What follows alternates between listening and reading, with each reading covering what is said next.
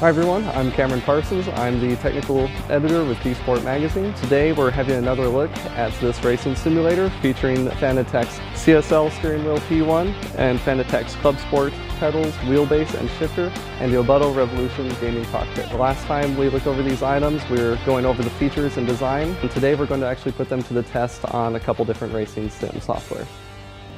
Alright, so our first test is going to be on Forza Motorsport 6. This is on the Xbox One. One advantage with the setup that we got is that this Fanatec hardware in particular, the CSL steering P1, is designed to work plug and play with the Xbox One and PC. Essentially all the controls are mapped out for you already. So once you start up the game with it plugged in, all the controls are there and ready for you to go. So what we're testing on here in Forza is the Formula Mazda on Sonoma Raceway, because it's a car that I raced for 5 or 6 years. So this way we can really get a feel for how realistic it is to run this setup on Forza 6. In this game, I'll admit that the setup is very far from real life. I tried actually putting in the setup that I use on my own car in Forza, and it's just completely off. It just makes no sense. So with a little bit of fine tuning and tuning the car like you would any other car in the game, then it works out a lot better. So when it comes down to some features, I mean, some things are going to be missing or a little lacking. Like for example, the Formula Mazda uses a dogleg 5-speed gearbox, whereas Forza is going to have you using the standard, regular H pattern layout for shifting. One advantage though with the setup is that the Club Sport pedals from Fanatec are adjustable, and especially with the brake you can change the damping to different levels of force, which makes this feel super realistic. When you take it to the stiffest setting, the brake pedal can feel almost exactly like a real Formula car does, so that part is really cool. You can really feel the realism in the tracks in this game. So Sonoma is one of the most common tracks I've driven in this car, and all the elevation changes, lots of the dips in the road that you come to expect are there as you approach them on this simulator. So that's pretty cool. Even though Forza kind of resides somewhere in between an arcade racer and a sim racer, lots of the controls and vehicle dynamics are very true to life. Weight shifting is very apparent when you're driving this, so when you're on the brakes, the front wheels will respond more, grip better, or when you get on the gas when you shouldn't, it can send you into an oversteer, or it can cause the front tires to push. So one cool thing about how Forza works with the Fanatec gear too is how it sends information to you through the wheel. So Fanatec's wheelbase and steering wheel rely on very, very heavy feedback if you adjust it that way. You can lighten it up a lot, but since we're driving a Formula car here, we want to put some heavy steering on it. And with that, you can feel just every detail in the road. Plus, if you enter a turn too hot and try and mix too much brake with too much steering, you feel lots of the feedback force kind of go away, the wheel frees up, and you can feel that the front tires are losing grip. So unless I haven't figured something out, this game does not utilize the vibration motors down in the pedals, so you do lose a little bit of that feedback in Forza, but still you get mostly enough information to at least turn some fast laps in the game through the wheel.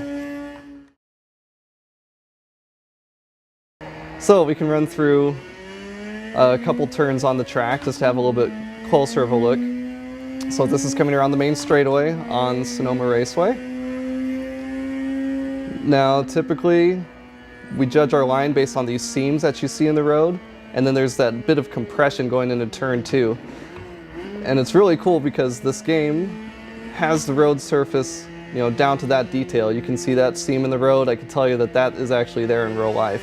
So lots of those reference markers for lots of the drivers out there are still there, so you can base lots of your lines or braking and track out points on these.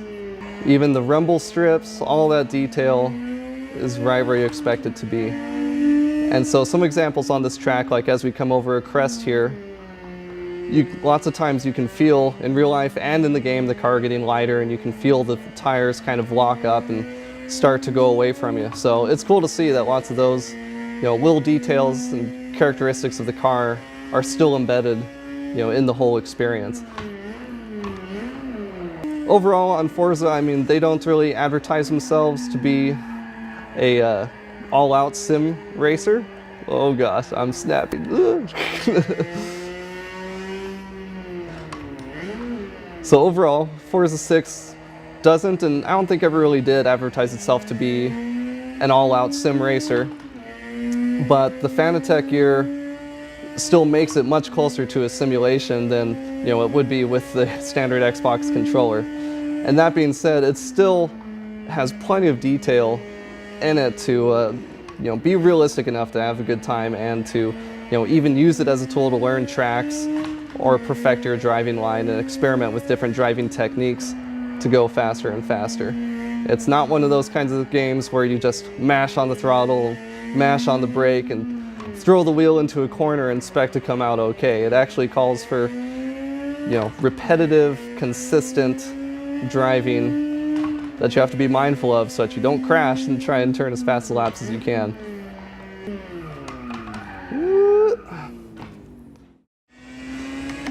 So now we're trying out the Pro Mazda car on Sonoma Raceway on the same layout that we did for the Formula Mazda in Forza.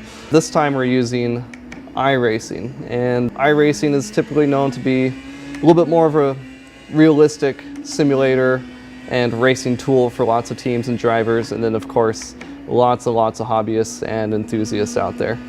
We're driving the Pro Mazda on this track because the Formula Mazda that we used in Forza is not available on here, but usually we see these cars running similar lap times, with the Pro Mazdas being maybe 7 or 8 seconds quicker around the track.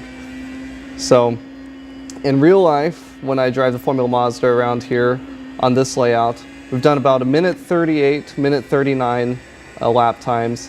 And for the Pro Mazda, I'm going to be happy if I get down into the low 1:30s. With a little bit of tuning and adjustments, because they're racing this car on its whatever setup iRacing gives you. And with as little practice or virtual track time that I have on here, I would guess that putting a little extra time into this, we'd see a few more seconds shave off.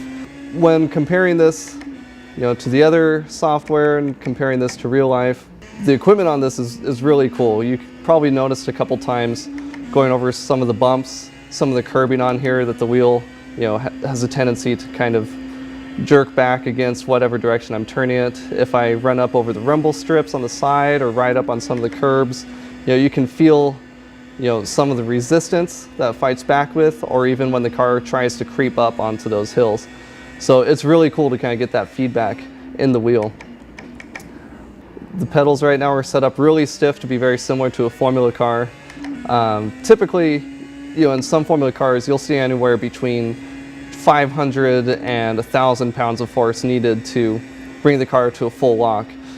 Judging just based on feel, I don't think the Fanatec Club Sport pedals are requiring that much to bring this car to a real hard stop, but still it's a lot more than you would expect out of your average racing sim. One of the advantages of using a proper simulator setup is that you can actually use it for practice, and essentially, even though there's a high initial cost in hardware to get this kind of setup to drive on, it's still going to be cheaper than running laps on a track in real life. And not only that, but you run a lower risk, and once you have everything, it's basically unlimited laps and unlimited practice, as opposed to buying a car, getting tires and fuel burning through it, and then spending all that money again on the next weekend and the next weekend. So when you just want to experiment, toy around, play with car setup, and try your driving lines, almost everything that you're going to apply to going faster and going quicker around the track in a simulator like this is going to apply to real life. Now, lots of people will say that, say there are 100 details that a driver experiences and receives back through the car when they're driving. Details like, vibration in the front and rear wheels, or the, the feeling of motion and movement and G-forces when they're going through a turn. Now in a simulator like this, obviously you're not replicating a lot of those little details. That's when you start getting into, you know, the motion setups, the VR setups with the goggles and everything, which iRacing is compatible with. But for the most part, if you're trying to get up to that level in a simulator, at that point you might be thinking about just getting a car instead. But for what this costs, and for how much information it does give to you as a driver and how much you can learn from it, absolutely, it's a useful tool to going quicker, to setting up your car, learning new tracks. Everything here that you experience on the sim pretty much will apply in real life. You do just lose that little sense of speed and motion fighting back against you, but that's when it comes down to how much you're willing to invest and what the return is and whether or not you think that that's worth it.